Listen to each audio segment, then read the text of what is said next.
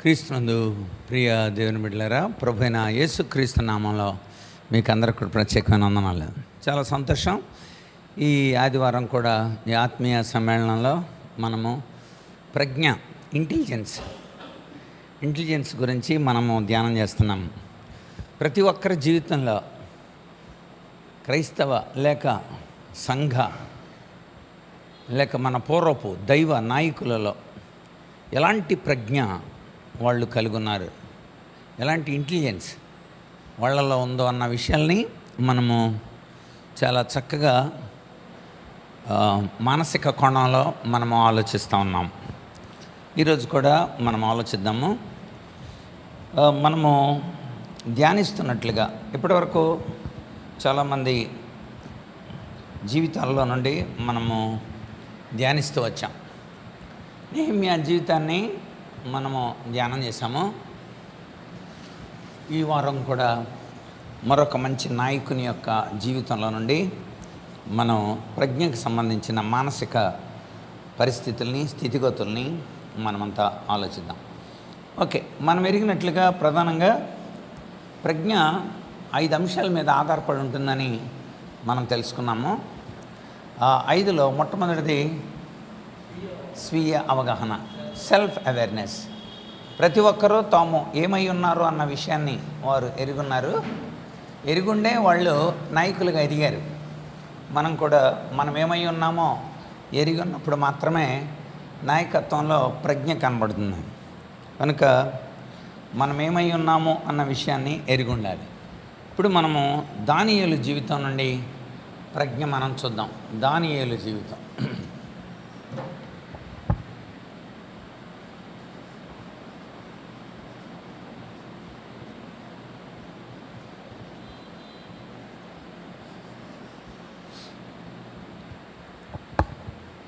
ఎందుకంటే మనము ప్రజ్ఞ గురించి మాట్లాడేటప్పుడు ఖచ్చితంగా ఆ 5 పాయింట్లని మనము ఒకసారి నోట్ చేయాల్సిన అవసరం ఉంది. మొట్టమొదటిది స్వీయ అవగాహన.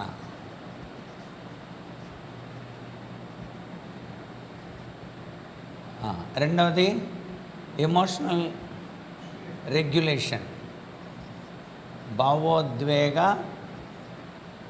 అదుపు. మూడవది ఎంపతి, సహానుభూతి. నాలుగవది రైట్ జడ్జ్మెంట్, వివేకవంతమైన న్యాయం. ఐదవది హ్యూమిలిటీ, వినయం.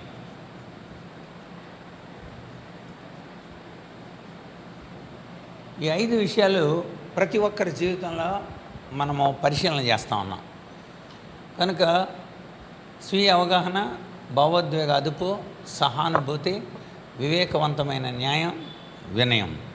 ఇప్పుడు మనం దానియేలు గురించి కూడా మనం ఆలోచిద్దాం. నిజానికి దానియేలు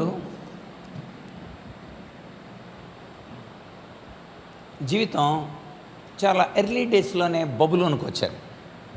అంటే నెబుకద్నెజర్ రాజు వాళ్ళని యెరూషలేములో నుండి బబులోనికి తీసుకొచ్చాడు.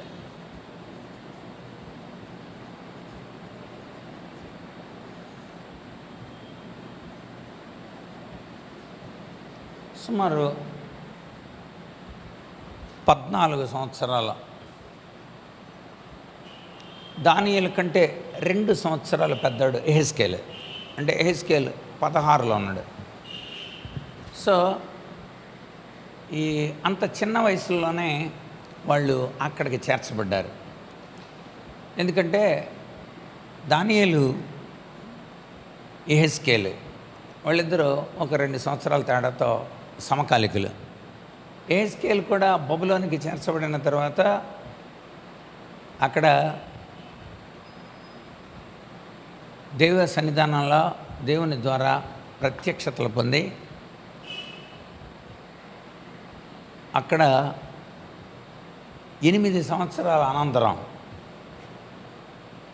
తర్వాత మళ్ళీ బబులోను రాజు యెరూషలేముకి దండెత్తాడు. అంటే బబులోను రాజు 3 సార్లు యెరూషలేము మీదకి దండెత్తినప్పుడు మొదటి విడతలో ఈ దానియేలు అతని ఫ్రెండ్స్ బబులోనుకు చేర్చబడ్డారు.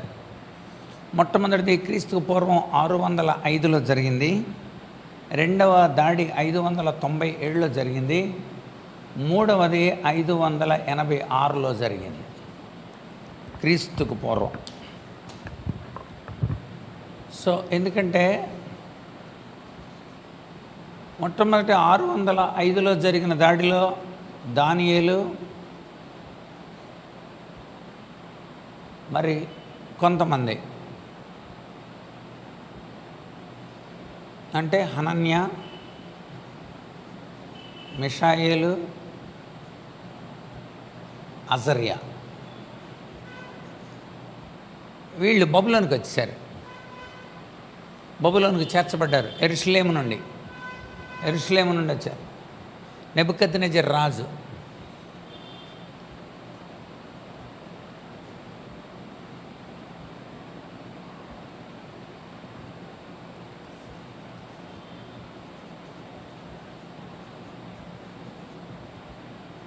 బబులోన్ నుండి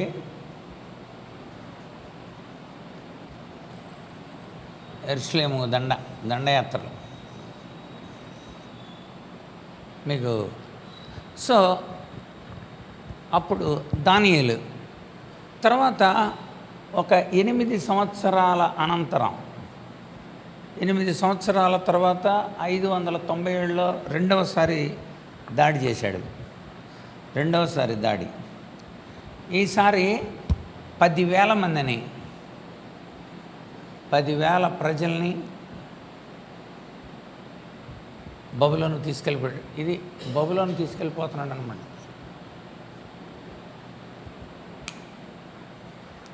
సో ఇది వాళ్ళ మీద జరుగుతున్న దాడి.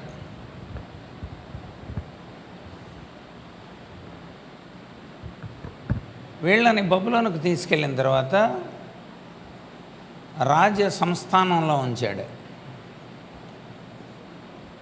10,000 మందిని బబులోను తీసుకెళ్ళిన తర్వాత వీళ్ళని కెబారు నది దగ్గర వదిలేశాడు. ఆ తర్వాత మళ్ళీ ఒక 11 సంవత్సరాల తర్వాత ఈసారి మళ్ళా వచ్చాడు. ఇదంతా నెబుకద్నెజరే చేసింది, ఈ దండయాత్రలన్నీ కూడా. సో ఈసారి మూడోసారి వచ్చినప్పుడు చాలా రౌద్రుడై యెరూషలేమునంతటిని కూడా ప్రాకారాలు కూల్చేశాడు, గుమ్మాలు కాల్చేశాడు, మందిరం పడగొట్టాడు, ఉపకరణాలు తీసుకెళ్ళిపోయాడు.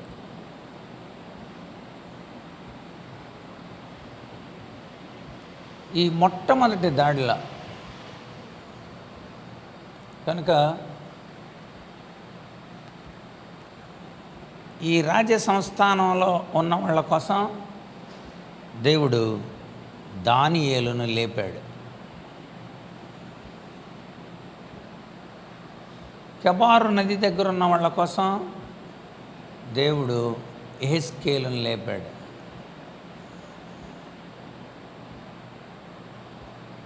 ఈ ప్రాకారాలు కూల్చేసి, గుమ్మాలు కాల్చేసి, మందిరాన్ని పడగొట్టి, ఉపకరణాలు తీసుకుని వెళ్ళి 18 నెలలు లాక్డౌన్ ప్రకటించి బయటకు వచ్చిన వాళ్ళందరూ నాశనం చేసి, అసలు అంత మాత్రమే కాకుండా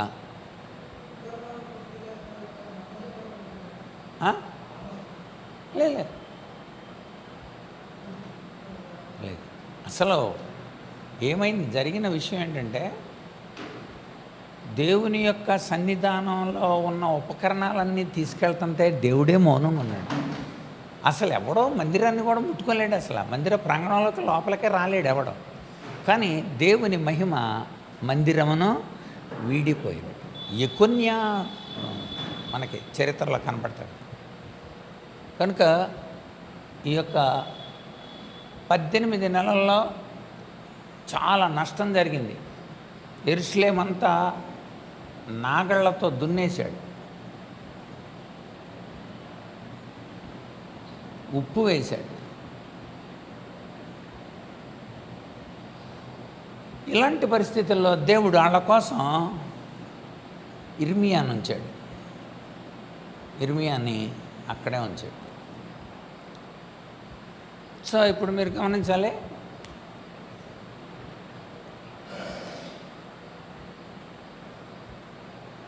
ఇక్కడ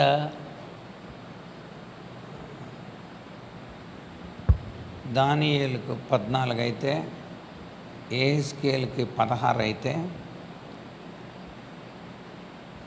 ఇక్కడ మీరు గమనిస్తే అక్కడికి వెళ్ళిన తర్వాత 8 సంవత్సరాలు తర్వాత అక్కడ అక్కడికి వెళ్ళిన తర్వాత ఒక 4 సంవత్సరాలు గడిచిన తర్వాత అతన్ని నాయకుడిగా దేవుడు పెట్టాడు. అంటే యెహెజ్కేలుకి 30 సంవత్సరాలు వచ్చేటప్పటికి అతన్ని అక్కడ నాయకుడిగా పెట్టాడు. మనం యెహెజ్కేలు గురించి ఆలోచించినప్పుడు చదువు అప్పుడు పెట్టాడు. ఎందుకంటే 30 సంవత్సరాలు మినిమం యాజకత్వానికి సరిపోయిన వయసు. సో ఇక్కడ ప్రధానమైన విషయం ఏంటంటే, దానియేలు ఇప్పుడు రాజ దర్బారులో ఉన్నాడు, రాజ సౌధాల్లో ఉన్నాడు, రాజుగారి దగ్గర కమాండర్స్గా ఉన్నాడు. ఇలాంటి దానియేలుని దేవుడు వాడి దేవుని రాజ్యాన్ని గురించి చెప్పాడు. దేవుని రాజ్యం. యెహెజ్కేలు దేవుని మహిమేంటో చెప్పాడు. మిగిలిపోయిన ఇర్మియా దేవుని తీర్పును గురించి చెప్పాడు. ఇప్పుడు మనం ఈ 3 తెలుసుకొని ఉండాలి. దేవుడి రాజ్యం అంటే ఏంటో తెలుసుకోవాలా, దేవుని మహిమ ఏంటో తెలుసుకోవాలా, దేవుడి తీర్పు ఏంటో తెలుసుకోవాలి. కనుక ఇప్పుడు మనం దానియేలు జీవితంలో నుండి రంగంలోకి దిగుదాం. ఇది పొజిషన్. ఇలాంటి పొజిషన్స్లో యోధా చరిత్ర ఇది. మరి ఇలాంటి పరిస్థితుల్లో దానియేలు ప్రవచించాడు, యెహెజ్కేలు ప్రవచించాడు, ఇర్మియా ప్రవచించాడు. ఇర్మియా దేవుని తీర్పుని చెప్పేటప్పుడు అది ఎంత జరిగిన తర్వాత ఏడుస్తూ విలాప వాక్యాలు రాశాడు.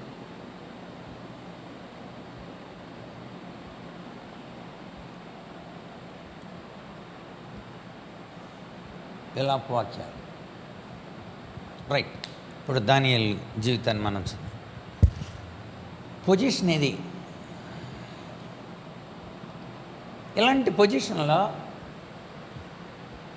వాళ్ళని రాజు తీసుకెళ్ళిన తర్వాత రాజు తీసుకొచ్చిన వాళ్ళందరినీ షండులుగా మార్చాడు, నపుంసకులుగా చేశాడు. మొట్టమొదటి పాయింట్ నోట్ చేసుకున్నాం, స్వీయ అవగాహన.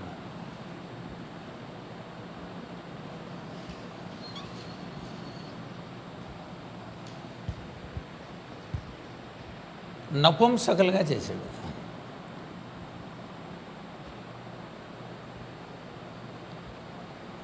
వారు యవన దశలోకి అడుగుపెట్టున్నారు. అక్కడ ఉన్నవాళ్ళు బాలురు అని బైబిల్ చెప్పింది. మీరు చూడండి ఒకసారి, దానియేలు గ్రంథం మొట్టమొదటి అధ్యాయం. దానియేలు గ్రంథం మొదటి అధ్యాయం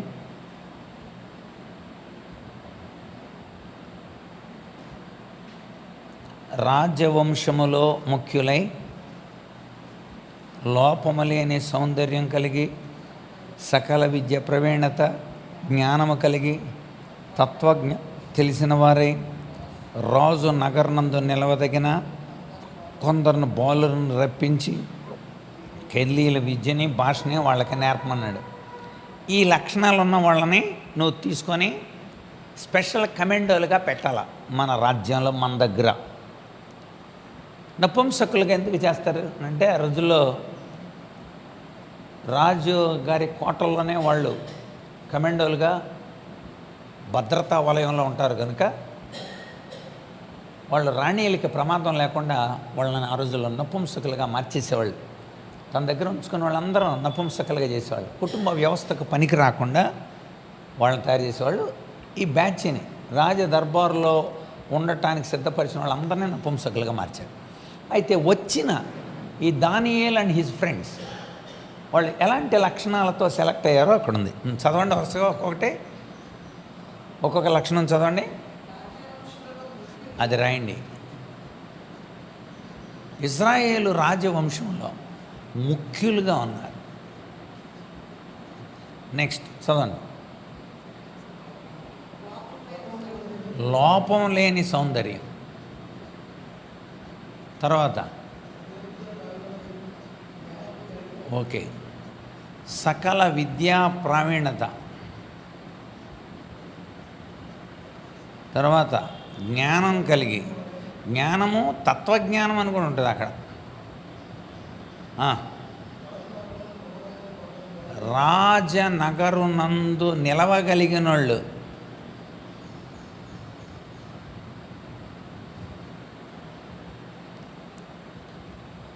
డానియేల్ క్యారెక్టర్ చూసారా ఎంత బాగుందో.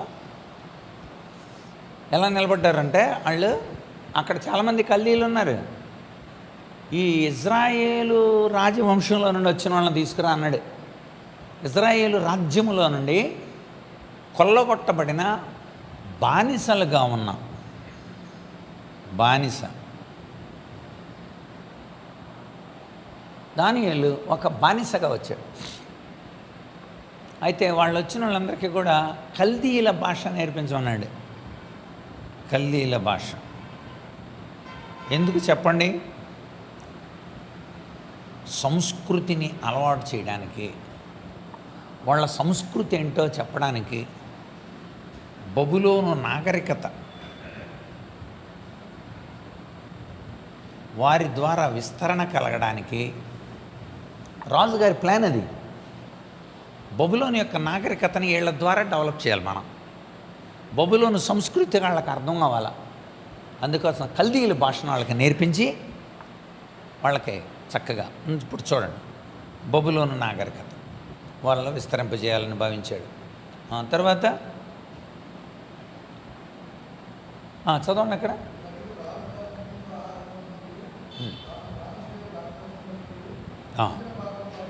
సో అద్భుతమైన లక్షణాలు కలిగి ఉన్నాయి. అక్కడికి వెళ్ళేది అంటే దానియేలు యొక్క వ్యక్తిగతమైన విషయాలు.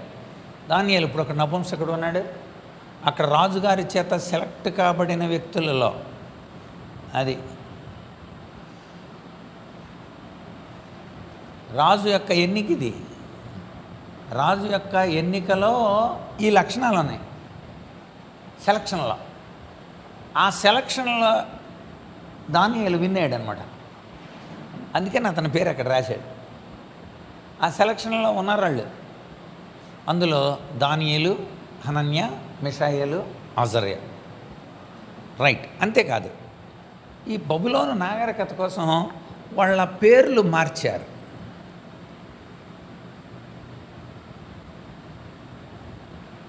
పేర్లు మార్చారు. ఇప్పుడు అతన్ని దానియేలు అని పిలవకూడదు, బెల్తెషజర్.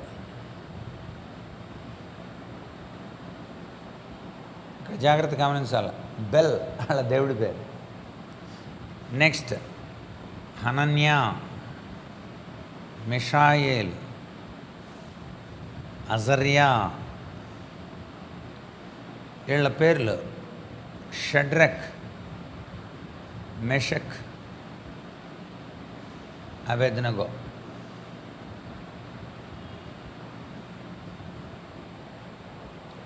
అక్కు అనబడిన దేవుడు ఉన్నాడు వాళ్ళకి. అక్కు, షడ్రక్, అక్కుకి చెందినవాడు వీడు, మా దేవతకు సంబంధించిన. మిషాయేల్, ఏల్ అంటే దేవుడు, మిషాయేల్ అంటే మా దేవుళ్ళు అంటే ఎవడున్నాడు రా అని పేరు, దేవుని బిడ్డల పేరు. వాళ్ళు మేషక్కు, మా అక్కు లాంటి దేవుడు ఎవడున్నాడు. సరే ఎలా మార్చారు? అజర్యా అని, అబేద్నెగో అనబడిన వాళ్ళ దేవతకు సంబంధించి.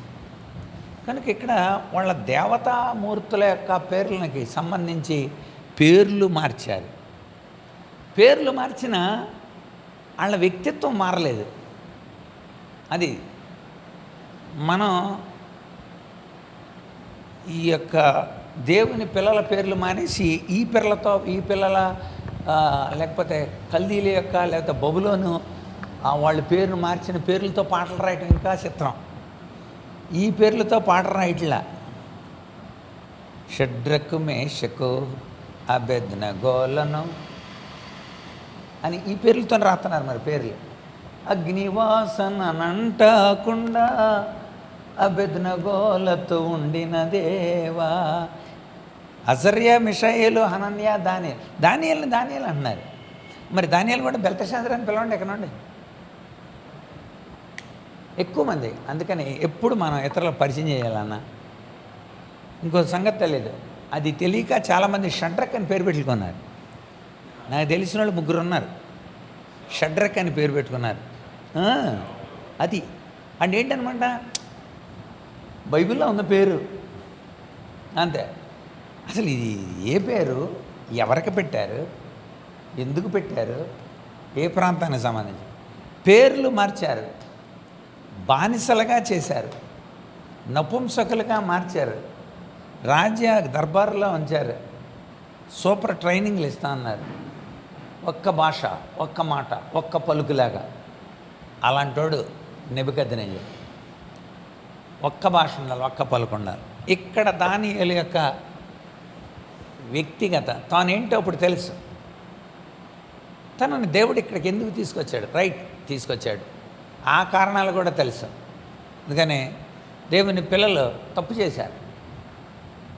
దేవుడు పుట్టినే కాదు, ముందు యోవేలుతో చెప్పించాడు, వాళ్ళు వినలేదు.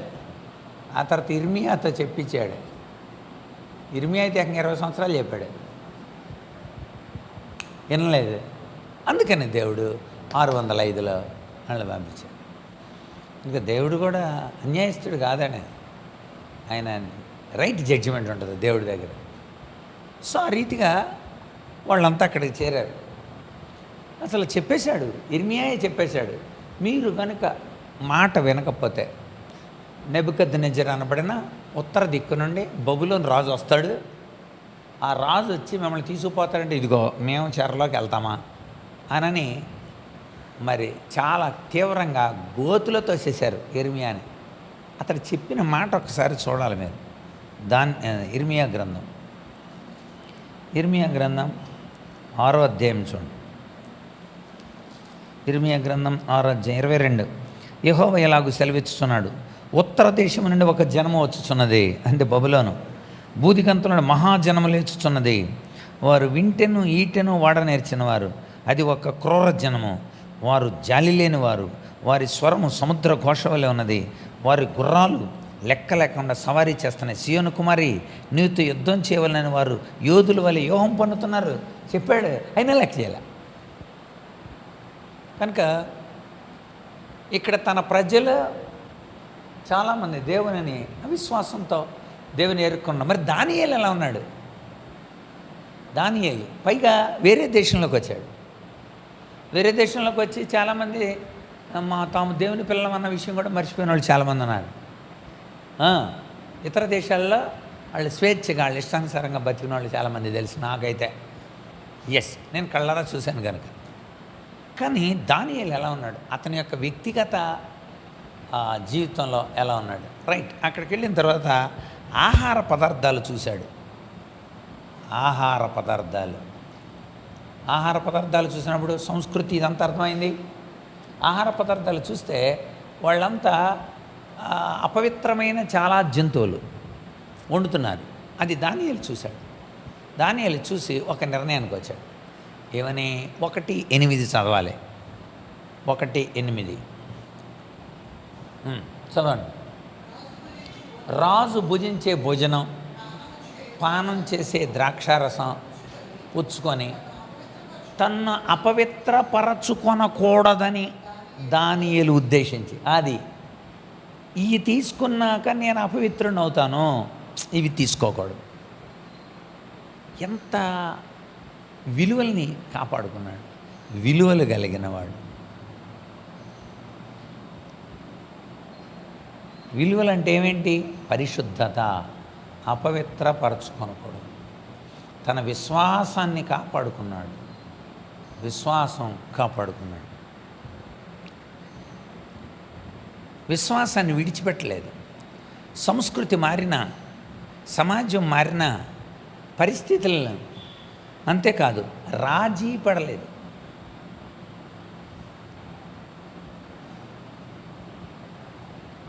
రాజీ పడల, ఖచ్చితంగా వెళ్ళాడు. అక్కడ ఈ నపుంసకులకు అధిపతి ఉన్నాడు, అతని దగ్గరికి వెళ్ళాడు. వెళ్ళి, అయ్యా మరి మేము యూదులం, మాకు కొన్ని నియమాలు ఉంటాయి, కొన్ని తినదగిన పక్షులు, తినకూడని పక్షులు, తినదగిన జంతువులు, తినకూడని జంతువులు, తాగగలిగినవి, తాగకూడనివి, అలా మాకు నియమాలు ఉంటాయి, అది పరిశుద్ధతకు సంబంధించినవి, అందుచేత మేమైతే తినం అన్నాడు. కుదరతో రాజుగారి భోజనం ఇది అని చెప్పాడు ఆ యొక్క అధిపతి, భోజనశాల అధిపతి. అయితే మమ్మల్ని మేము అపవిత్రపరచుకోకూడదు కదా, మీరు బలహీన పడిపోతారు, మిమ్మల్ని అందరినీ బలంగా ఉండాలని రాజుగారు మాంసం పెట్టాడు, మందు పెట్టాడని. కనుక మాంసం, మందు, ఆ అపవిత్రమైన వాటిని మాంసాలు తినం, ఆ మందు మేము తాగం. కనుక తమ పవిత్రతను కాపాడుకునే విషయాలు చెప్పాడు. చెప్తూ ఒక సవాలు విసిరాడు. ఏమనంటే 10 దినములు నువ్వు మమ్మల్ని పరీక్ష చేసుకో. ఎన్ని దినాలు? 10 దినాలు. 10 బైబిల్లో చాలా చోట్ల పరీక్షకు గుర్తు. 10 దినాలు, 10 అనేది 10 ఆజ్ఞలు. తర్వాత ప్రత్యక్షపు గుడారంలో 10 తెరలను నువ్వు కట్టవలను, 10 మంది కన్యకలు, ఇవన్నీ పరీక్షలే ఉంటాయి 10 ఉన్న దగ్గర. 10 దినములు నీకు శ్రమ కలుగును, మరణము వరకు నమ్మకంగా ఉండము, అప్పుడు నేను నీకు జీవకిరీటం ఇస్తా అంటాడు ప్రకటన గ్రంథాలు. అక్కడ కూడా ఎన్ని దినాలు? 10 దినములు. 10 మంది పెద్దలను పిలిపించి రూతు విషయం డిస్కస్ చేస్తాడనమాట. బోయజ్ 10. సో ఇలా మీరు గమనిస్తే 10 మంది కుష్ఠరోగులు, వాళ్ళ దగ్గర కూడా పరీక్ష కనపడుద్ది, పరీక్ష. సో ఇవన్నీ కూడా 10 పరీక్షకు గుర్తు. సో ఇక్కడ మీరు 10 రోజులు టెస్ట్ చేసుకో. నువ్వు ఒకవేళ బలహీనంగా ఉంటే, ఎంత ఛాలెంజ్ అండి, సవాల్. దేవుని బిడ్డల జీవితం సవాలుతో కూడుకుంది. దానియేలు సవాలుతో కూడిన జీవితం. ఏ విషయంలో సవాల్ చేశాడండి? పరిశుద్ధత విషయంలో. ఆ విషయంలో సవాల్ చేయండి. నేను దేవుని బిడ్డలం, అవి చెయ్యం, మా దేవుడు మమ్మల్ని చేస్తాడు. నిజంగా అంటే మనం ఇక్కడ తెలుసుకోవాల్సిన ఆధ్యాత్మిక సత్యం ఏంటంటే, ఒక నాయకుడు మొట్టమొదటి పాయింట్లో మనం ఎప్పుడు సైకలాజికల్ పాయింట్ రాస్తాం కదా, నాయకుడు పరిస్థితులను బట్టి విలువలు మార్చుకోడు. అది పరిస్థితులను బట్టి విలువల్ని మార్చుకోడు.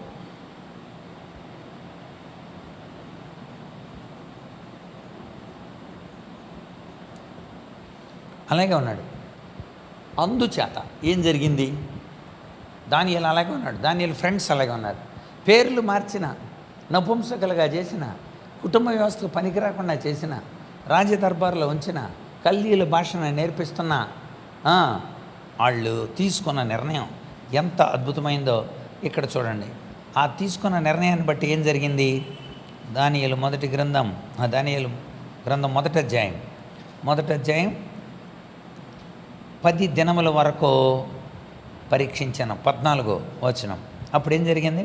10 దినములైన పిమ్మట వారి ముఖములు రాజు భోజనము భుజించు బాలురందరి ముఖముల కంటే సౌందర్యముగాను కళగాను. చూసారా? సౌందర్యంగా కళగా కనబడి. ఇక్కడ సౌందర్యం, కళ దేన్ని బట్టి వచ్చింది చెప్పండి? విలువలు, పరిశుద్ధత, విశ్వాసతకు వాళ్ళు ఇచ్చిన ప్రాధాన్యతను బట్టి ముఖాలు ప్రకాశించినాయి. విలువలు. అంటే అందుకని అంటాడు కదా, స్తుతి చేయుట యథార్థవంతులకు శోభస్కరం అన్నాడు. అంటే అర్థం ఏంటి? ముఖ ప్రకాశత. అది మోషే దేవునితో ఉన్నాడు, మోషే ముఖము ప్రకాశించుచుండను. సో నీతిగా ఉన్న వాళ్ళ ముఖాలు ప్రకాశతతో కనబడతాయి ఎదటోళ్ళకి, సౌందర్యంగా కళగా కనబడి. అంతేకాదు, ఆ తర్వాత చదవాలి, రాజు వారికి నియమించిన భోజనం పానం కొరకైన ద్రాక్షారసం ఆ నియామకుడు తీసివేరికి వారికి శాఖాధాన్యములు ఇచ్చను. ఆ నలుగురు బాలుర సంగతి ఏదనగా దేవుడు వారికి జ్ఞానము, ఓకే జ్ఞానము, చదవండి 17వ వచనం, సకల శాస్త్ర ప్రవీణత వివేచన అనుగ్రహించాను. ఇంకా ఉంటుంది, దానియేలుకైతే దర్శనాలు స్వప్న భావాలు, అంటే కలల భావాలు. ఈ జ్ఞానం ఇచ్చాడు. ఎందుకో తెలుసా? నీతిగా ఉన్నారాడు. దానియేలు నీతిమంతుడు. దానియేల్ అంటే అర్థం ఏంటండి? దేవుడు నా న్యాయాధిపతి అనాలి. ఏల్ అంటే దేవుడు నా న్యాయాధిపతి, లేకపోతే నా న్యాయం.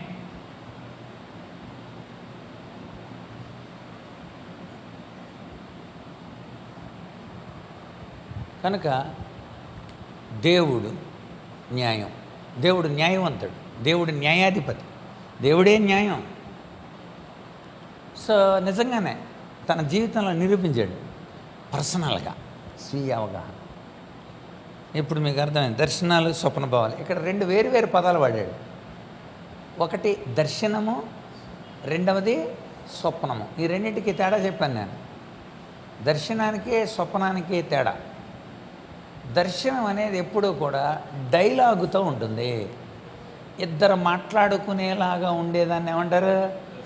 ఎక్కడ మీరు దర్శనం బైబిల్లో ఎక్కడ చూసినా ఇద్దరు మాట్లాడుకుంటూ ఉంటారు.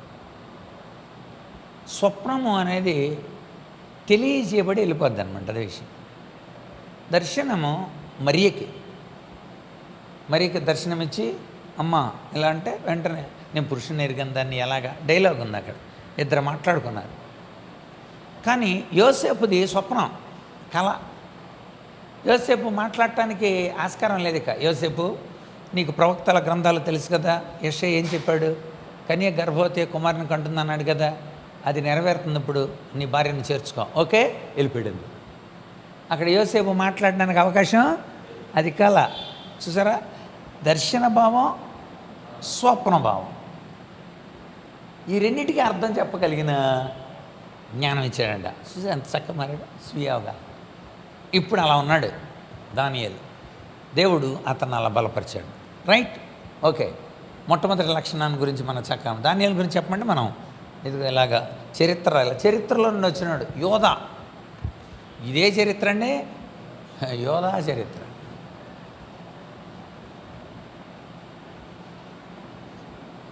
ఇదంతా రైట్. ఇంకా రెండో లక్షణానికి వద్దాం. ఇందులో రెండోది ఏంటి చెప్పండి?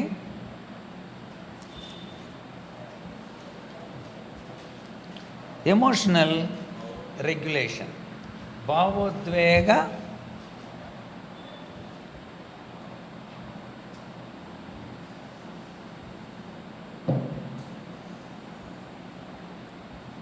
రెండోది భావోద్వేగ నియంత్రణ.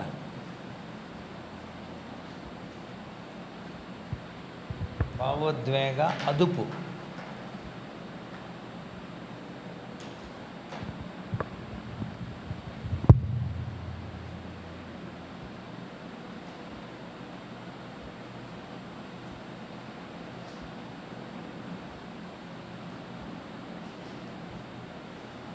భావోద్వేగ నియంత్రణ. రైట్. ఇక్కడ మనము దానియేలు గ్రంథంలోకి మళ్ళీ రండి. దానియేలు గ్రంథంలో రాజు ఒక కలగన్నాడు. అప్పటికే దానియేలు కలల భావాన్ని, దర్శన భావాల్ని చెప్పే లక్షణాన్ని తాను కలిగి ఉన్నాడు. వెంటనే పరీక్ష. నువ్వు ఏ విషయంలో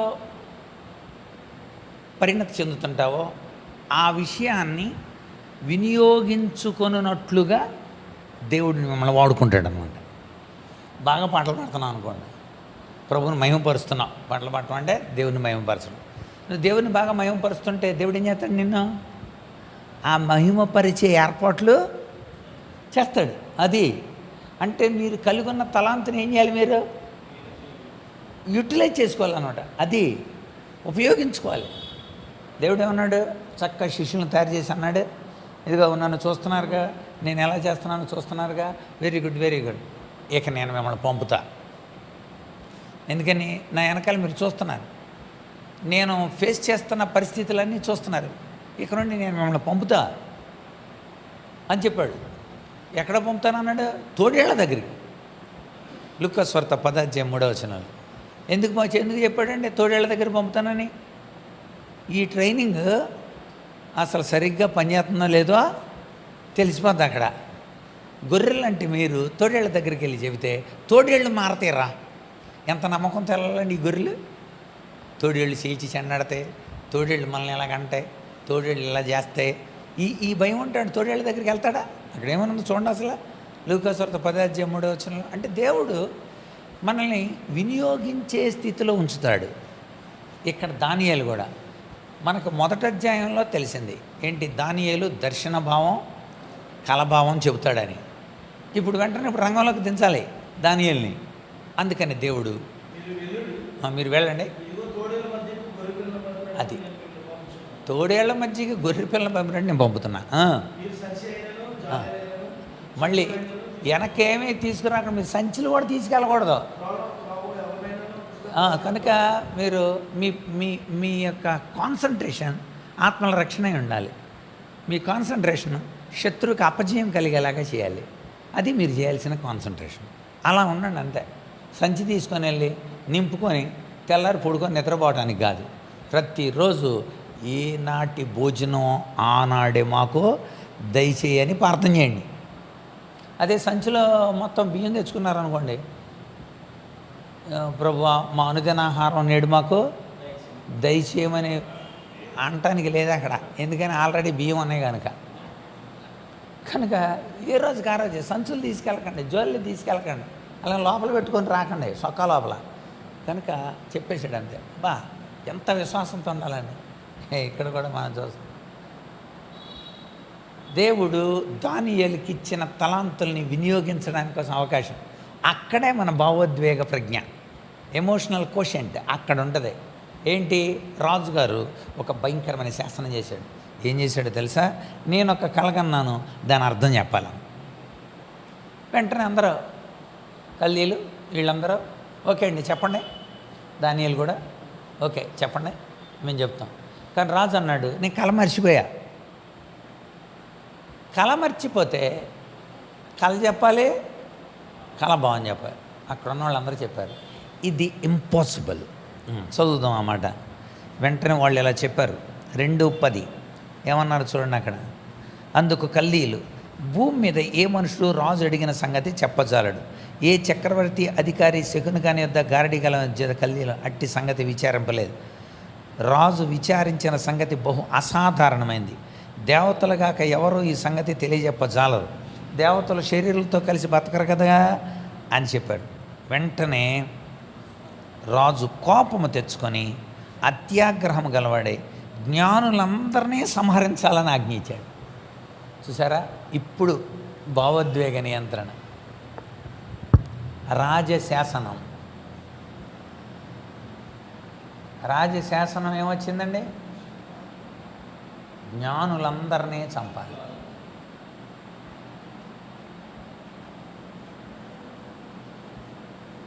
ఇది ప్రాబ్లం కదా.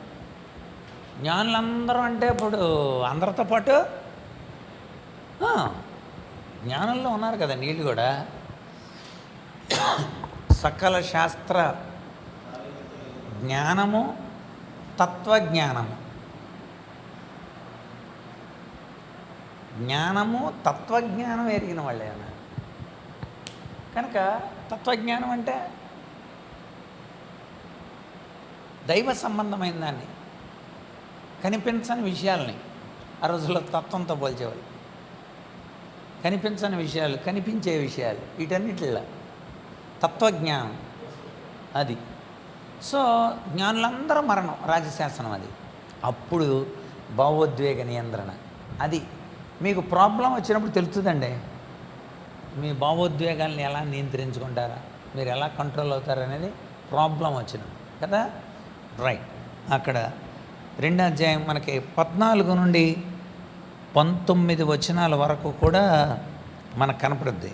జ్ఞానుల్ని చంపాలని రాజు ఆలోచన కలిగి ఉన్నప్పుడు దానియేలు చాలా కంట్రోల్తో తన స్నేహితుల దగ్గరికి వెళ్ళి ఏం చెప్పాడో మనం చూద్దాం. కనుక అప్పుడు దానియేలు 17 నుండి 17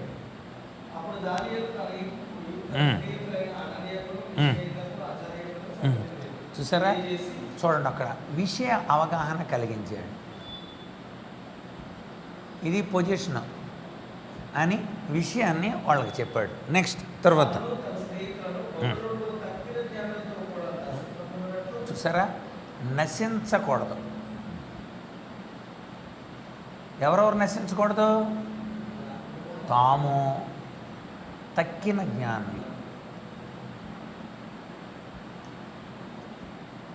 టార్గెట్ చూడండి, ఒక పక్కన రాజశాసనం, ఒక పక్కన అయితే జ్ఞానులందరూ మరణిస్తారనంటే విషయావగాహన కలిగి నశించకూడదనే ఉద్దేశంతో. తర్వాత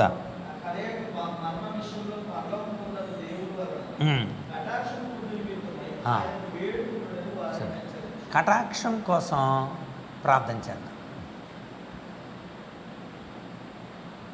ఇక్కడ కలల భావాల్ని చెప్తాడు అని అన్నారు కదండి. మరి దేవుణ్ణి వేడుకుందామని ఎందుకు అన్నాడో మీరు చెప్పాలి ఇప్పుడు జవాబు. కలల భావం చెప్తాడు అని చెప్పారుగా, దర్శన భావము స్వప్న భావాలు చెబుతాడు అని ఆ జ్ఞానం ఇచ్చాడు కదా. మళ్ళీ ప్రభువుని వేడుకుందామని ఎందుకన్నాడు? కళ తెలియదు, కళ ఏంటో కళ తెలిసిందనుకోండి, ప్రార్థన చేసుకొని వెళ్ళి చెప్పేస్తారు. వెళ్ళి ప్రభువా నువ్వు నాకు దాన్ని అర్థం చెప్తున్నావు, నేను వెళ్ళి చెప్పేస్తాను. ఇప్పుడు అసలు కళే తెలీదు. రాజు కన్నా కళ ఏంటో మర్చిపోయాడు రాజు. కళ తెలియదు కనుక కళ తెలియాలి, కళ భావం కూడా తెలియాలి. నీ కటాక్షం అయినా చాలా కష్టం అది. కళ చెప్పాలి, కళ చెప్పాలి, కళ భావం కూడా చెప్పాలి. ఇది దేవునికి సాధ్యం. అది తన ఫ్రెండ్స్తో చెబుతుంది. దేవుడికి సాధ్యమని ఎలా చెప్పాడు తెలుసా? అక్కడ చెప్పాడు. చూడండి, చదవండి కింద.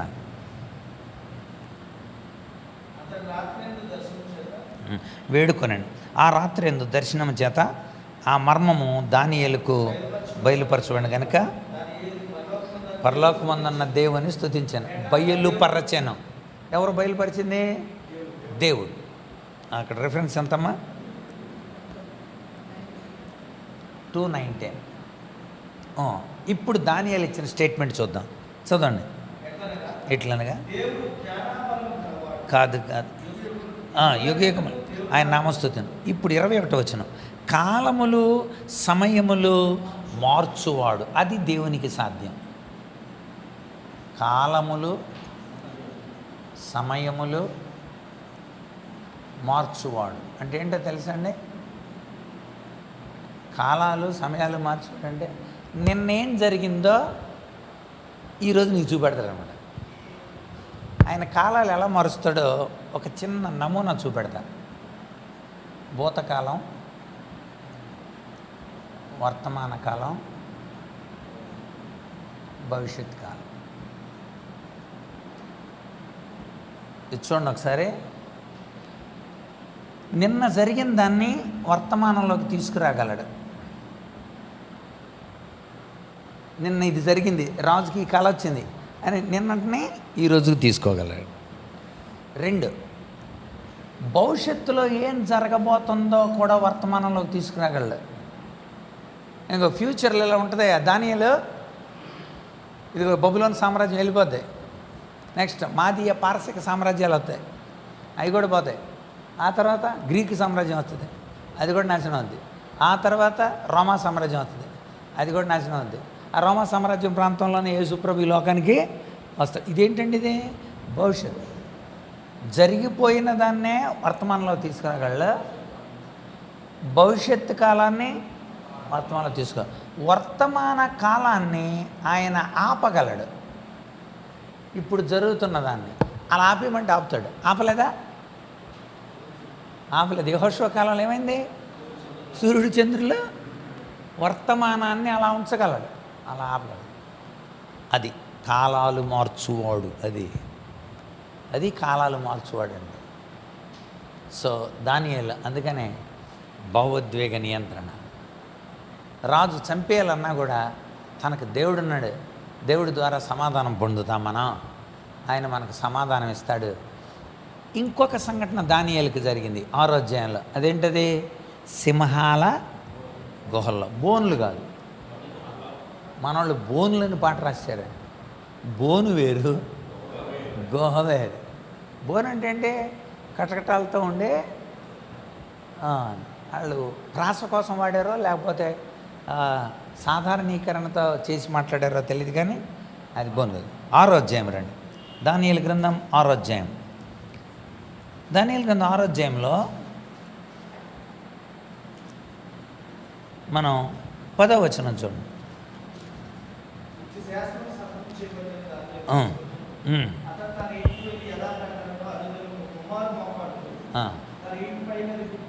చూసారా? 3 సార్లు మోకరించి ప్రార్థన చేస్తున్నాడండి. శాసనం ఉందని తెలిసి కూడా ప్రార్థన చేస్తాడు. నెల రోజులు ఎవరిని ఎవరికి మిమ్మల్ని తప్ప ఎవడో ఇంకొకరికి అంటే కావాలనే శాసనం చేశారు. క్రైస్తవుల గురించి కావాలనే యాంటీ కన్వర్షన్ బిల్లు పెడుతున్నారు, కావాలనే. వీళ్ళు కూడా ఆ రోజుల్లో శాసనం కావాలనే తీసుకొచ్చారు, కేవలం దానియేలు కోసం. చూశారు, ఇప్పుడంటే ఫోటోలు ఉంటాయి, వీడియో కెమెరాలు ఉంటాయి, సీసీ కెమెరాలు ఉంటాయి. ఆ రోజులు వాళ్ళే వెళ్ళి చూసి చెప్పేశారు. ఒక ఆయన చూసామండి, రాజుగారు అన్నాడంటే అలాగైతే వేసేయండి, మన రాజ్యశాసనం ఉంది కదా. తీరా చూస్తే అతను ఎవరో దానియేలు. అబ్బా వీళ్ళు కావాలని చేశారా, దానియేలు మంచివాడు కదరా, మనకు ఎంతో సహాయకుడు కదరా. రాజుకు బాధ కలిగింది. అయినా సరే శాసనం తప్పదు. చూడండి, ఇక చదవండి. అక్కడ రాజ సముఖమునకు వచ్చి శాసన విషయాన్ని బట్టి రాజా 30 దినాల వరకు నీకు తప్ప ఎవ్వరికి కూడా మానవునికి ఎవరికి దేవుడికైనా ప్రార్థన చేయకూడదు కదా. కనుక మీరు స్థిరమైన వారు, పద్ధతి ప్రకారం నడిచేవాళ్ళు కనుక ఇలా రద్దు చేయరు, మీరు దాన్ని పాటించే మరి స్థిరమైన వాళ్ళు మీరు అని చెరపట్టబడిన యూదుల్లోని దానియేలు, నిన్నే కానీ నువ్వు పుట్టించిన శాసనం కానీ లక్ష్య పెట్టక అనుదినం ముమ్మారు ప్రార్థన చేస్తూ వచ్చున్నాడని బహుగా వ్యాకులపడి దానియేలుని రక్షించాలని మనసులో దృఢం చేసుకొని అతను విడిపించడానికి ప్రయత్నం చేస్తూనే ఉన్నాడు. ఏ రకంగా విడిపించాలి, కానీ ఈ శాసనం ఉంది, తప్పదిక. ఇక రాజు కూడా ఏమీ చేయలేకపోయాడు. ఏం చేయలేక తానే శాసనం చేశాడు కనుక. ఇక్కడ రాజశాసనం అంటే ఒక నియమం వచ్చిందంటే అప్పుడు రాజు చేతకానుడు అవుతాడు కదా. అక్కడ కాదనటానికి లేదు, ఇంకొక కారణం చెప్పడానికి లేదు. అందుచేత రాజు తన నిర్ణయాన్ని మార్చుకోవచ్చు, కానీ అక్కడ శాసనం ఏంటి? తనకి సంబంధించింది ఏంటి? మీకు తప్ప ఎవరికి నమస్కారం చేయకూడదు. అది ఎవరికి సంబంధించింది? రాజుకు సంబంధించింది. ఏదో మతానికి సంబంధించిందో లేదో దేనికో సంబంధించింది. మీకు తప్ప మిమ్మల్ని ఏ మనుషుడికి ఏ దేవుడికి కూడా పూజ చేయకూడదు. కానీ అన్నప్పుడు టార్గెట్ రాజు వెనక్కి వచ్చింది. సరే, చివరికి ఏం జరిగిందో రద్దుపరచజాలి. ఆజ్ఞేయగా బంట్రోతులు దానియేలును పట్టుకొని 6:16 దానియేలును పట్టుకొని సింహాల గుహలో పడద్రోసిరి. సింహాల గుహలో పడద్రోసిరి. దానియేలు అసలు ఎంత భావోద్వేగ నియంత్రణ ఉందండి దానియేలు. గుహలో తోసేసేటప్పుడు నేనైతే సరేలేండి ఇక నుండి అలా ఉంటానులేండి, ఈ ఒక్కసారికి మీరు మరి మొట్టమొదటి తప్పుగా భావించి మీరు మన్నించవలసిందిగా కోరి ప్రార్థిస్తున్నాను. ఇట్లు తమ విధేయుడు మీ చిత్తమునకు నేను అప్పగించుకొని చిత్తగించవలేను అని లెటర్ రాసి సంతకం పెట్టి ఏలుముద్ర వేసి ఇంటిళ్ళ పాది కూడా ఆయనకి విన్నమించుకొని 2-3 రికమెండేషన్ చేయించుకొని చేసిండేవాడు. దానియేలు ఎంత భావోద్వేగ ప్రజ్ఞ ఉందండి ఆయన దగ్గర, ఎంత అదుపు ఉంది. దేవుడు ఉన్నాడు, చస్తే చచ్చిపోదాం అంతే. వాళ్ళు కూడా అంతే కదా, అనన్య మిషయాలు అజర్యాలు. ఒక మా దేవుడు రక్షించడానికి సమర్థుడు, ఒకటి రక్షించలేదనుకో చచ్చిపోతాం అంతే, నీతికి చచ్చిపోతాం. అది అక్కడ వెంటనే వేసేసారు. అక్కడ చూడండి ఒకసారి, రాయి తీసుకొని వచ్చి ఆ గుహ ద్వారమును మూసిరి. దానియేలును గురించి రాజు యొక్క తీర్మానం మారునేమో అని రాజముద్రను అతని అధికారుల ముద్రను వేసి దాన్ని ముద్రించిరి. రాజుగారు చెప్పారు, అధికారులు సంతకాలు పెట్టారు అని దాన్ని తీసుకొచ్చి దానికి అతికిచ్చారు, ముద్ర వేశారు. రైట్. ఆ రాత్రి గొప్ప కార్యం జరిగింది. ఆ రాత్రి అందులో తోసేయడానికి పర్మిషన్ ఇచ్చిన రాజుకు నిద్ర పట్ల దానియేలు నిద్రపోయాడు. సరే, తేడా అర్థమైందా? మిమ్మల్ని బజారుకి ఈడ్చినోడికి నిద్ర పట్టదు, మిమ్మల్ని అన్యాయంగా అన్న వాడికి నిద్ర పట్టదు, మిమ్మల్ని శ్రమల పాలు చేయాలనుకున్న వాడికి నిద్ర పట్టదు. నేను అన్యాయం చేశానే, తప్పు చేశాను నేను అని వాళ్ళకి గుండెల్లో గుబులు పడుద్ది. చూడండి, అక్కడ తెల్లారి వచ్చేసాడండి. వాళ్ళు అడిగారు, ఏమంటే నాట్యం తెప్పించమంటారా అని అడిగారు, డ్యాన్స్లు వేయించమంటారా అని అడిగారు రాజుని. అన్నం తింటారు, మాకు అన్నం వద్దు. రాజు ఉపవాసం ఉండే నన్ను ఉంటుంది చూడండి, అక్కడ ఉంటుందండి, ఆ పదం ఉంటుంది అక్కడ. 18వ వచనం, రాజు తను ఆ రాత్రి అంతా ఉపవాసం ఉండి నాట్య వాయిద్యాలు జరగనివ్వలేదు. అతనికి నిద్ర పట్టకపోయినా అక్కడ కూడా కనపడుతుంది మనకి ఎస్తేరు గ్రంథాలు. ఎస్తేరు గ్రంథంలో కూడా రాజుకు నిద్ర పట్టలేదు, నిద్ర పట్టకుండా చేసాడు. మొర్దికే కోసం నిద్ర పట్టడం లేదు, ఇక్కడ దానియేలు కోసం నిద్ర పట్టలేదు. నిద్ర పట్టక తెల్లారు లేచిపోయాడు అంతే. ఎక్కడికండి? దానియేలు దగ్గరికి. మీరు చెప్పండి, దానియేలు దగ్గరికి సింహాలు చంపేసి ఉన్నాయంటే రాజు వెళ్తాడా? అంటే రాజుకు కూడా నమ్మకం ఉంది.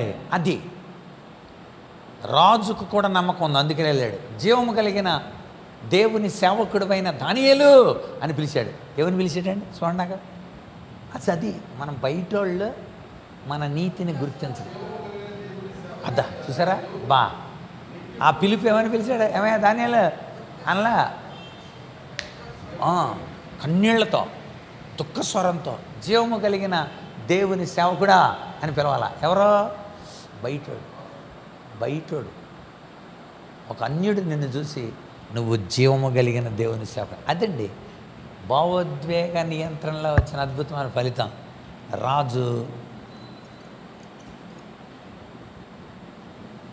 రాజు అతన్ని జీవము కలిగిన దేవుని సేవకుడు అంటే భావోద్వేగ ప్రజ్ఞలో జీవం కలిగిన దేవుని సేవకుడుగా ఉండాలి మీరు. అది ఇక్కడ పాఠం. శ్రమలో, ఇబ్బందుల్లో కంగారు పడిపోకూడదు, ఇబ్బందులు ఆందోళన చెందకూడదు, జీవము కలిగిన దేవుని సేవకుడిలాగా నిలబడాలి. ఎంత ఎమోషనల్ బ్యాలెన్స్ ఉందండి. ఆ తర్వాత ఫుల్ చేంజ్ చేస్తాడంతా. ఇక రాజు పేరు ఏంటండి?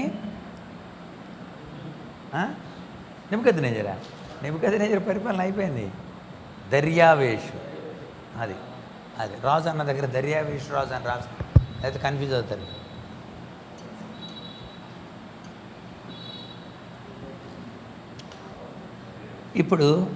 ఇప్పుడు చూడండి, జీవము కలిగిన దేవుని సేవకుడు అన్నాడు కదా, ఆ దేవుణ్ణి ఎలా పొగిడాడో రాజు అక్కడ ఉంటుంది. దర్యావేషు అక్కడ ఉంటుంది చూడండి. 26వ నా సముఖమున నియమించినదేమనగా రాజ్యంలోని సకల ప్రభుత్వలందు నివాసులు దానియేలు యొక్క దేవునికి భయపడాలి. ఆహా, దానియేలు యొక్క దేవుడికి భయపడాలి. రిజల్ట్ చూడండి అక్కడ, భావోద్రేక ప్రజ్ఞ ద్వారా దేవునికి భయపడాలి. ఇంకేమన్నాడు చూడండి, ఆయన సముఖమున వణుకుచూ ఉండాలి.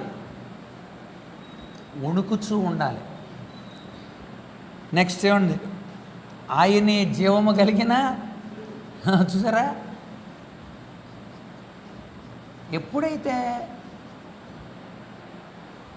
ఒక సేవకుడు, ఒక నాయకుడు ఈ యొక్క భావోద్వేగ ప్రజ్ఞ కలిగి ఉంటాడో రిజల్ట్లు ఎలా వస్తాయి? వాళ్ళ దేవుడు నిజమైన దేవుడురా, జీవము కలిగిన దేవుడు. ఇంకా ఆయనే యుగ యుగములు ఉండేవాడు.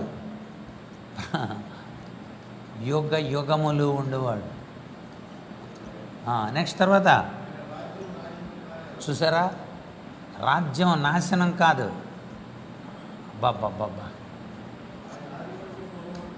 బా చూసారా, ఆయన ఆధిపత్యం తొతమట్టుకు ఉండను. తర్వాత విడిపించువాడు, రక్షించువాడు, ఆశ్చర్యకార్యాలు చేసేవాడు.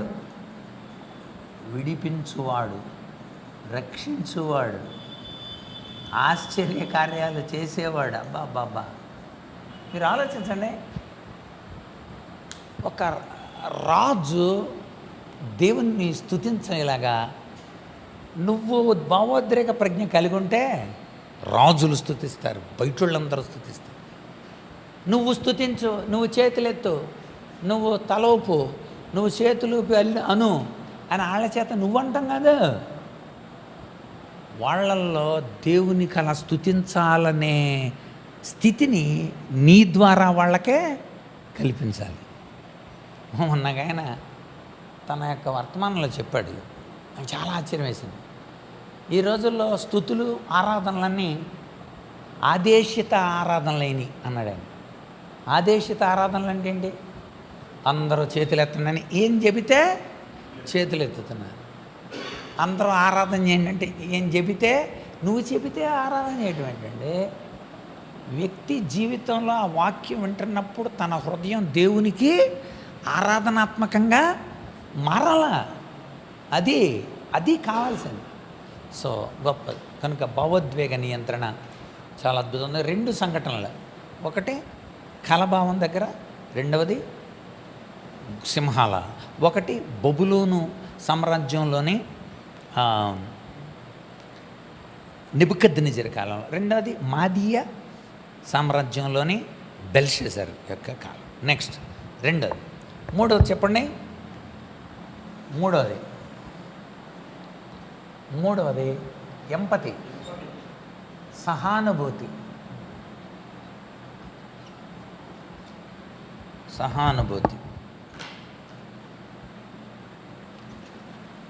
అంటే ఇక్కడ మీరు ఎమోషనల్ రెగ్యులేషన్స్లో నాయకుడు గురించి ఏం రాసుకోవాలి? నాయకుడు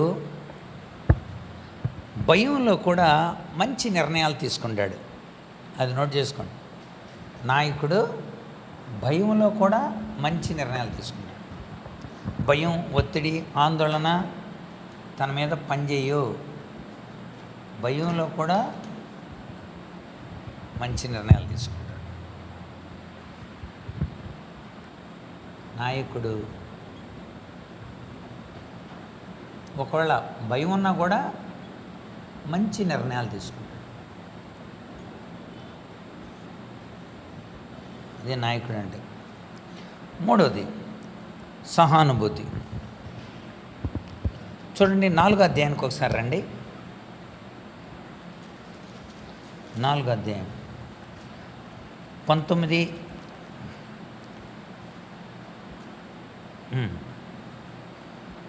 నుండి.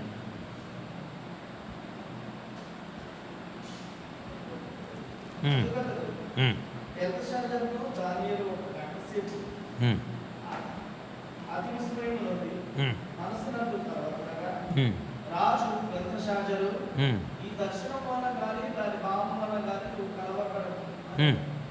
అతడు బెల్తషాజరు అంటే దానియేలు ఈ దర్శనం దాని భావము తమ శత్రువులకు చెదురుగా తాము చూచిన చెట్టు వృద్ధి నుండి ప్రమాణమాయి. ఇప్పుడు రాజుగారికి ఒక కళ వచ్చింది, నెబుకద్నెజరుకి కళ వస్తే ఆ కళలో చెట్టు నరికివేయబడుతుంది. అంటే అర్థం ఏంటి? నెబుకద్నెజరు ఇక త్వరలో వెళ్ళిపోతాడని అర్థం కదా. ఇప్పుడు ఆ భావం రాజుగారికి చెప్పాలి. దానియేలు చాలా బాధపడుతున్నాడు. పోవాలి ఎలాంటాడు అని మీకు ఇలా జరగబోతున్నాను అనలా. అక్కడ అంటాడు రాజుగారు, ఈ దర్శన భావం శత్రువులకి జరగాల్సిందండి, మీకు జరగాల్సింది. అక్కడే ఎంపతి తెలుస్తుంది. శత్రువైన రాజును కూడా ప్రేమతో చెప్తున్నాడు. మనం ఏమంటాం? మీకు మూడింది ఇక, మీకు వచ్చిన కళ ఏంటంటే మీకు ఇక దగ్గర పడింది, అయిపోయింది, గొడ్డలి చెట్ల వేరిన ఉంచబడింది, అదే నీకు వచ్చిన కళ, పోతావేక అని అనలా. రాజా ఇది శత్రువులకి రావాలి, మీకు రాకూడదు. అయ్యో చూసారా ఎంత ఎంపతి ఉండాలండి ఆ మాట అనడానికి. నోట్ చేసుకోండి. 4వ అధ్యాయం 19వ వచనం నుండి మనం 19 నుండి 27 వరకు. కళ శత్రువులకు కలిగితే బాగుండును అన్నాడు. కళ శత్రువులకు కలిగితే బాగుండు అంటే ఏంటి? రాజు బాగుండాలని కోరుకున్నాడు.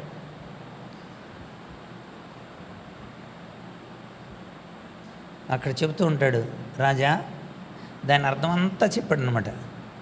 సర్వోన్నతుడు దేవుడు ఏలిన వారిని గురించిన చేసిన తీర్మానం ఇది. 24వ వచనం. ఇది దేవుని తీర్మానం రాజా, నేను చెప్పట్లేదు. కానీ నా ఉద్దేశం అయితే మీరు బ్రతకాల.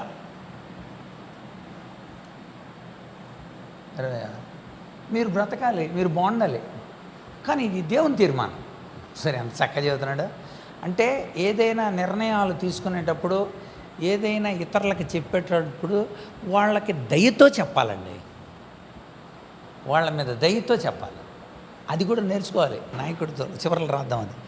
ఇంకా చూడండి అక్కడ ఇంకా చేసిన తీర్మానం 24 అండి, 24వ వచనం.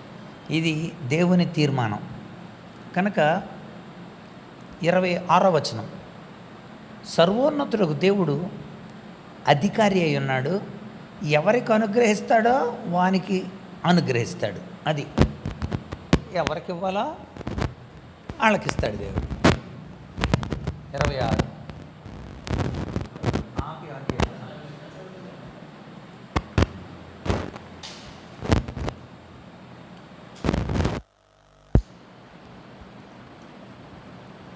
Bluetooth mode.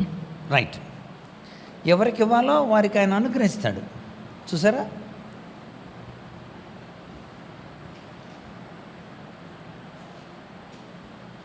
అంతేకాదు, ఒకవేళ తిరిగి దేవుడిస్తే మీ రాజ్యం మీకే అప్పగవు, మీ రాజ్యం మీకే చెందుతుంది. అసలు ఎంత అద్భుతంగా చెప్పాడండి రాజు. ఒకవేళ మీరు దీన్ని పోగొట్టుకుంటున్నారా, ఒకవేళ మీరు యథార్థం అయితే దేవుడు మళ్ళీ మీకే ఇస్తాడు. చాలా అద్భుతమైన కళభావం చెప్పాడు. సో రాజు ఎడల నెగిటివ్గా మాట్లాడకుండా ఎంత సహానుభూతి చెప్పాడు. ఇక్కడే కాదు, మనకి అక్కడ కూడా 2వ అధ్యాయం 19వ వచనంలో తక్కిన జ్ఞానులు నశించకుండా ఉండునట్లు.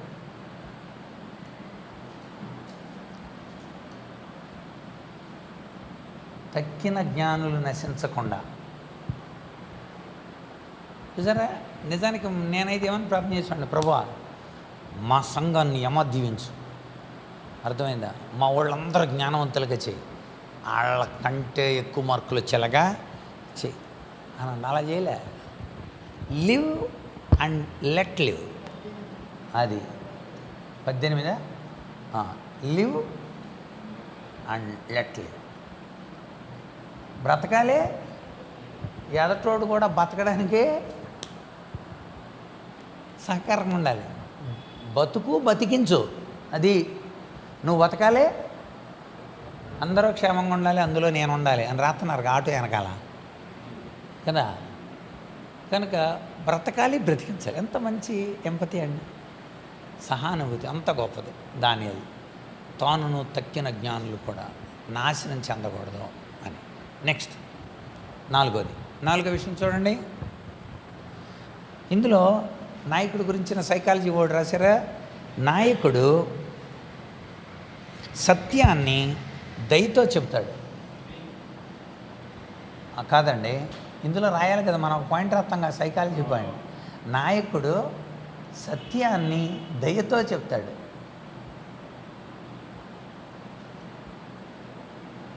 కోపంతో క్రోధంతో చెప్పటం కాదు, సత్యాన్ని దయతో చెప్తాడు నాయకుడు. రైట్. నెక్స్ట్ నాలుగోది వివేకవంతమైన నిర్ణయం. నాలుగోది వివేకవంతమైన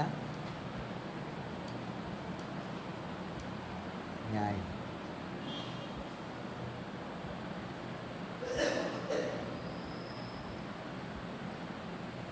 రాజుగారు ఆ మాట చెప్పిన వెంటనే చంపేస్తానన్నప్పుడు చూడండి అందరూ ఒకసారి. రాజుగారు చంపేస్తానన్నప్పుడు చూడండి అక్కడ 14వ వచనం.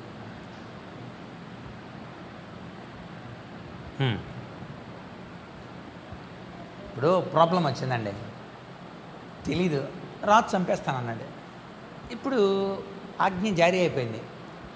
ఇప్పుడు చెయ్యాలి, ఏదో ఒక నిర్ణయాలు చేయాలి. ఏం నిర్ణయం చేశాడు? అర్యో కనబడిన అధిపతి దగ్గరికి వెళ్ళాడు. అక్కడ చదవాలి మీరు. అక్కడ బబులోను ఆ యొక్క రాజు దగ్గరున్న అధిపతుల దగ్గరికి వెళ్ళాడు. అక్కడ చూడండి, అక్కడ చదవండి. అక్కడ అన్నమాట 14 నుండి. అప్పుడు దానియేలు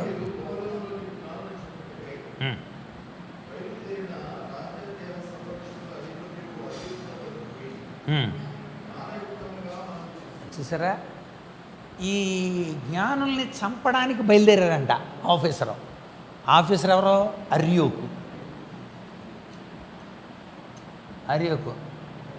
2:14 చంపేయడానికి. ఇక వరుసగా ఆ అర్యోకు పని ఏంటి చెప్పండి? ఈ జ్ఞానులు అనబడిన వాళ్ళందరినీ చంపేయడానికి. ఇప్పుడు చంపడానికి వస్తుంటే ఇప్పుడు జడ్జిమెంట్ చూడాలి. ఇప్పుడు అది మీదకి చంపడానికి వచ్చే అర్యోకుతో ఎలా మాట్లాడుతున్నాడో చూడాలి. అర్యోకు అధిపతి అర్యోకు ఆ సంగతి దానియేలుకు తెలియజెప్పాను. అప్పుడు దానియేలు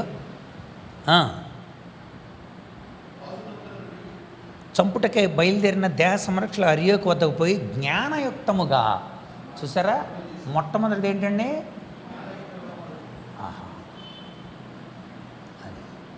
సరైన టైంలో రైట్ డెసిషన్ తీసుకున్నవాడే రైట్ పర్సన్.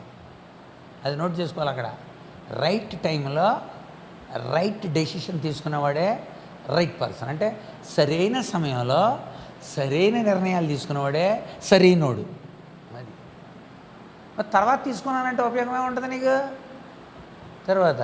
కనుక కొంపకాలు వేళ గుణపంబు చేబూని భావిత్రవ్వనేమి ఫలము గలుగు, ముందు చూపులేని మూర్ఖుండు చెడిపోవు. కనుక మంచి రైట్ డెసిషన్ జ్ఞానయుక్తంగా ఏమని చెప్పాడు చూద్దాం. అయ్యా ఏమని అడిగాడు చూడండి, చదవండి. జ్ఞానయుక్తంగా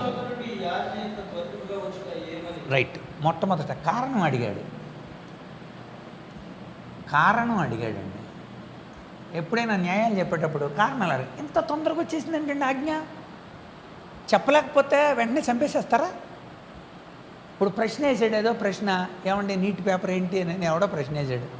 ఏమండి ఇది అమలు ఎందుకు జరగలేదని నేను ప్రశ్న వేసాడు. ఏమండి ఈ డబ్బులు ఏమైపోయినాయి అని ఎవడో ప్రశ్న వేసాడు. ఏంటి ఇది ఎందుకు చేయలేదండి అని ప్రశ్న వేసాడు. ప్రశ్న అయితే చంపేస్తారా రాజుగారు?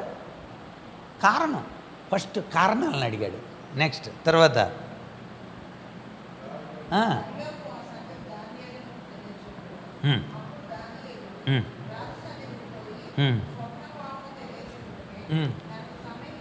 అది సమయం కావాలండి. సమయం అడిగాడు.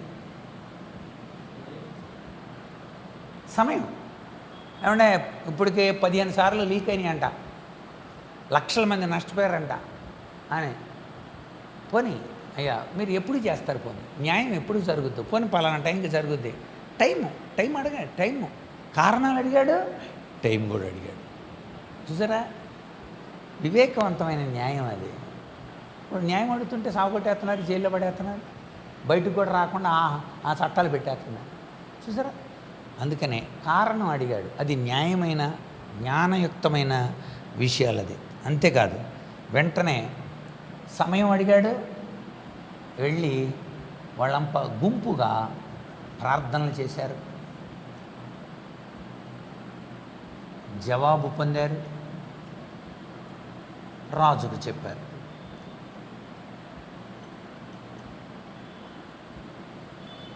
చూసారా, వివేకవంతమైన న్యాయం ఇది. ఎందుకు ఇంత తొందరగా చేసేస్తున్నారండి? ఏంటి దాని కారణాలు ఏంటి చెప్పండి. వెళ్ళి నువ్వే రాజును అడిగన్నాడు. వెంటనే రాజు దగ్గరికి వెళ్ళాడు. అసలు రాజే చంపమని మనుషులను పంపితే రాజు దగ్గరికి వెళ్ళి మాకు కొంచెం టైం ఇవ్వండి, మేము చెబుతాం కానీ మీరు మాకేమి ఇవ్వాలి? మరి ఎంత వివేకవంతంగా వ్యవహరించాడండి రాజు దగ్గర. ఇక్కడ ధైర్యం కూడా కనపడుతుంది. సమయం అడిగాడు, రాజును కలిసి, ఇంకా ధైర్యం.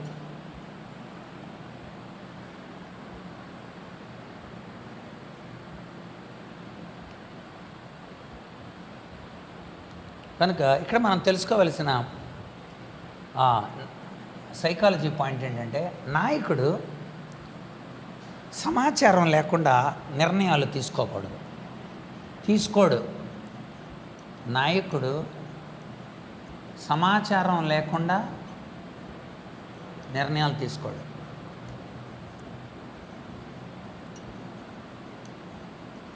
ఇది మనం నాయకులకు చెప్పేటప్పుడు, పాస్టర్లకు చెప్పేటప్పుడు ఈ పాయింట్ వాడతాం. సమాచారం తెలుసుకోకుండా రాజుగారి దగ్గరికి వెళ్ళి మేము చెప్తాం, చెప్పమని అంటలా. ఎంత నమ్మకం ఉండి అసలు దానియేలుకి. సో రైట్, ఇక చివరికి ఐదో పాయింట్. ఐదోది ఏంటి చెప్పండి? హ్యూమిలిటీ, వినయం.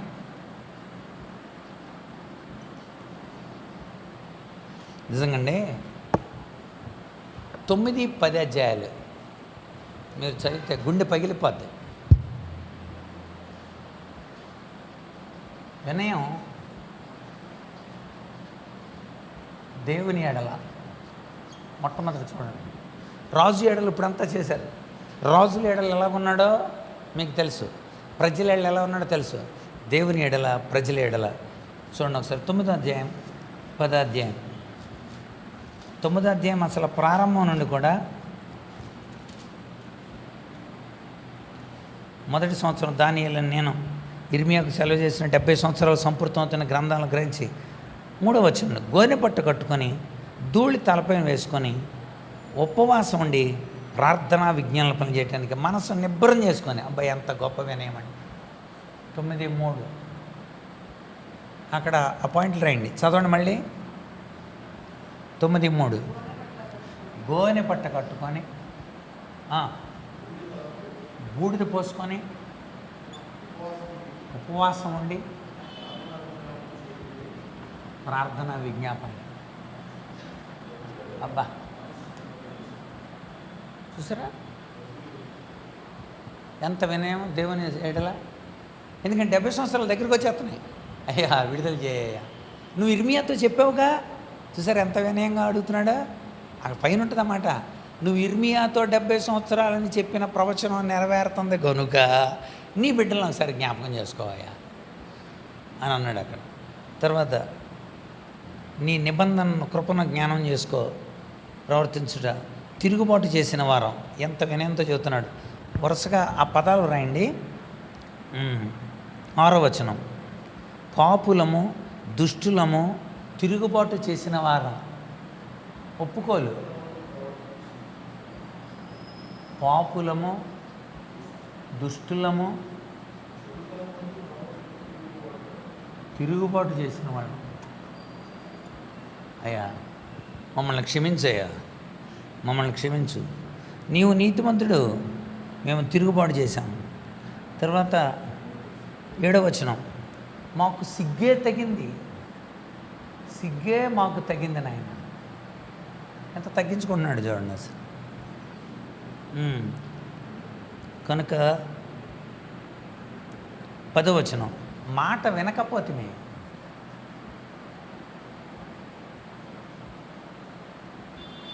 ఏంటి ఇప్పుడు దానియేలు నీతిగానే అన్నాడు. ఇప్పుడు ఈ ప్రార్థన జాతిని బేస్ చేసుకొని చదువుతున్నాడు. అబ్బా ఎంత గొప్ప! ఈ వినయంలో తన జాతి సంరక్షణ ఉందండి. ఈ వినయంలో ఎంపతి కనబడుతుంది. ఈ వినయంలో తన జాతి కోసం ఇంకా కొంచెం కిందకి వెళ్ళండి.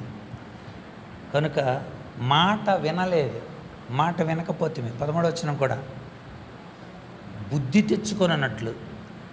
కనుక 15వ వచనం, పాపము చేసి చెడు నడతలు నడిచితిమి. పాపము చేసి చెడు నడతలు నడిచితిమి. ఇవన్నీ ఎందుకంటాడు? 19వ వచనం, క్షమించు ప్రభువా. ఆహా, క్షమించు ప్రభువా.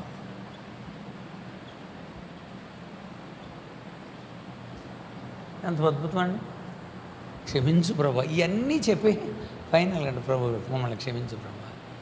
నువ్వే ఈ తిరుగుబాటు మానిపేవాడు, నువ్వే పాపాన్ని తీసేవాడు, నువ్వే ఈ లోకానికి వస్తావు. ఇదే 9వ అధ్యాయంలో ప్రవచనం ఉంటుందండి, 24వ వచనాల్లో. ఈ చెడుతనాన్ని తీసేయటానికి, ఈ దుష్టత్వాన్ని తీసేయటానికి, ఈ యొక్క చెడున పాపాన్ని తీసేయడానికి కోసం యేసుక్రీస్తు ఈ లోకానికి వస్తాడని ప్రవచనం అక్కడే చెబుతాడు. చూడండి, అక్కడ చదువుతాం మనం.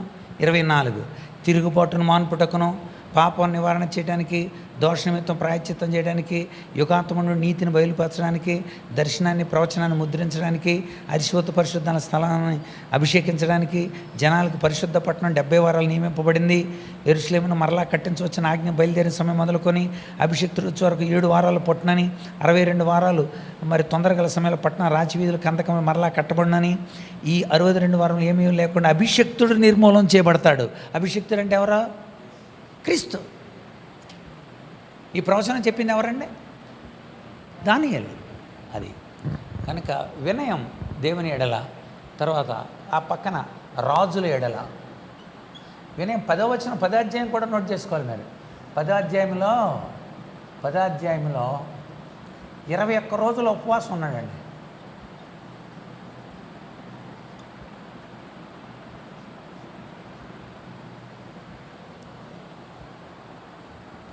అందుకని చాలామంది డానియల్స్ 21 రోజుల ఉపవాసం అని పెడుతుంటారు, కానీ సాయంత్రం 2 గంటలే చేస్తారు వాళ్ళు.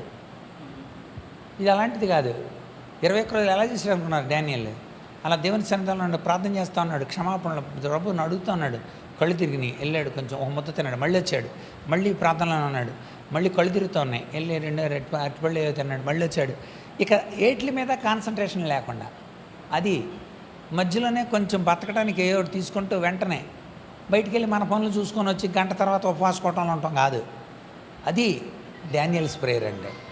కనుక గుర్తుపెట్టుకోండి, అద్భుతంగా రాజుల ఎదుట కూడా ఎంతో వినయంగా ఉన్నాడు. రాజుల ఎదుట, ప్రజల ఎదుట అద్భుతమైన వినయంగా ఉన్నాడు. కనుక దానియేలుని దేవుడు ఎంత బాగా ఆశీర్వదించాడో తెలుసా మీరు? దానియేలుని ఆశీర్వదించిన తీరు ఇక్కడ నోట్ చేయండి. దానియేలు ఒక ప్రవక్త, దానియేలు పరిపాలకుడు. దానియేలు ఆ తర్వాత ఏమయ్యాడండి? ప్రధానమంత్రి. ఏమయ్యాడు? ప్రధానమంత్రి. ఒక మంచి పరిపాలకుడు. అంతేకాదు, రాజనీతిజ్ఞుడు.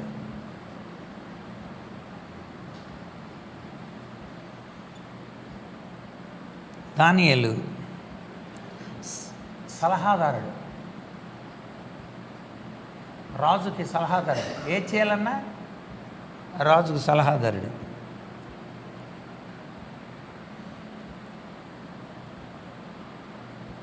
ఆత్మీయ నాయకుడు, మనకి లీడర్ అన్నమాట. 70 వారాల ప్రవచనం,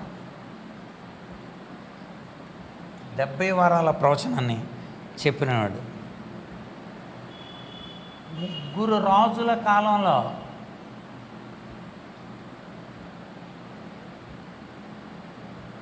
తాను జీవము కలిగిన దేవుని సేవకుడు. బా ఏమి పొందాడండి దానియేలు. బావా ఒక ప్రవక్త, ఒక మంచి పరిపాలకుడు, ఒక మంచి రాజనీతిజ్ఞుడు, ఒక మంచి సలహాదారుడు, ఒక ఆత్మీయ నాయకుడు, లీడర్గా చెప్పుకుంటున్నాం. 70 వారాల ప్రవచనం బ్రాకెట్లో క్రీస్తుకి సంబంధించిన 70 వారాల ప్రవచనం చెప్పాడు. క్రీస్తు మెస్సియా వస్తున్నాడు. 3 రాజుల కన్నా అద్భుతమైన సేవకుడు పనిచేశాడు. సో ఎంత అద్భుతమైన ప్రజ్ఞ కలిగినాడు, ఇంటెలిజెన్స్. ఈరోజు మనం కూడా దానియేలులాగా ఈ దేశంలో మనం కూడా ఉండాలి. దానియేలు వలె మనం కూడా స్వీయ అవగాహన కలిగిన వారంగా, రెండవది భావోద్వేగ నియంత్రణ కలిగిన వాళ్ళంగా, మూడవది సహానుభూతి కలిగిన వాళ్ళంగా, నాలుగవది వివేకవంతమైన న్యాయం కలిగిన వాళ్ళగా, వినయం కలిగిన వారుగా, దేవుని ఎడల, రాజుల ఎడల, తన ప్రజల ఎడల కూడా ఎంతో వినయంతో ప్రజల తరపున ప్రార్థన. దానియేలు నీతిమంతుడు అయిన దానియేలు నీవు బహుప్రియుడవు. దానియేలు దేవునికి బహుప్రియుడు. ఇక్కడ బహుప్రియుడు అన్నాడు. అపోస్తల కార్యాలు ఏమన్నాడు? బహుప్రియుడు. ఇక్కడే ఇందులోనే బహుప్రియుడు. యేసుకేలు 14:14 ఒక మాట ఉంటుందండి. ఏమన్నా తెలుసా? ఒకవేళ అందరూ చచ్చిపోయినా కూడా తమ నీతి చేత బతికే వాళ్ళు 3 ఉంటారు. ఎవరండి? నోవహు, దానియేలు, చదవండి, యోబు. తమ నీతి చేత తమ్మును తాము రక్షించుకునే వాళ్ళు 3 ఉంటారంట. అంటే అంత నీతిమంతుడు ఆలోచించండి. అది కూడా నోట్ చేసుకోండి. అక్కడ బహుప్రియుడు, నీతిమంతుడు. అక్కడ రాయండి, యేసుకేలు 14:14.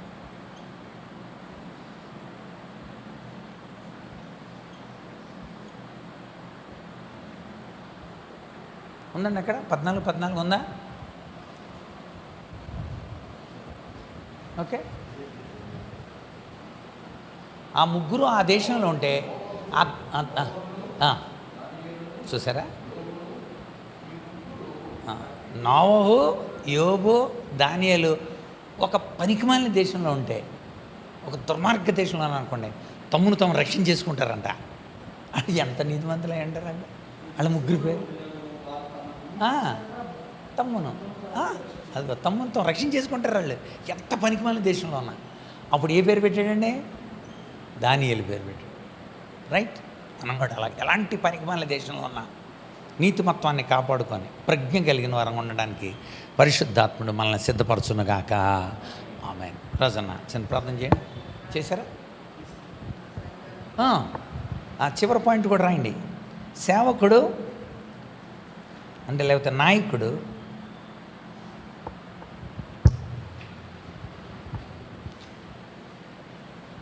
చివరిది, నాయకుడు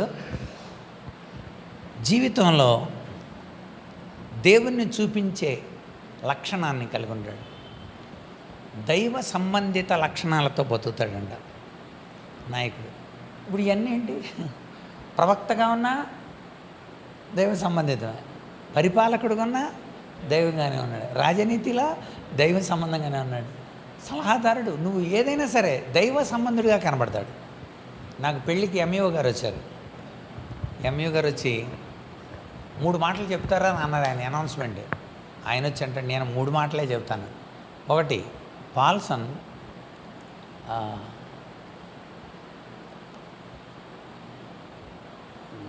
ఏంటిది పిల్లలకి సేవ చేసేవాడుగా ఉన్నాడని తెలుసు నాకు.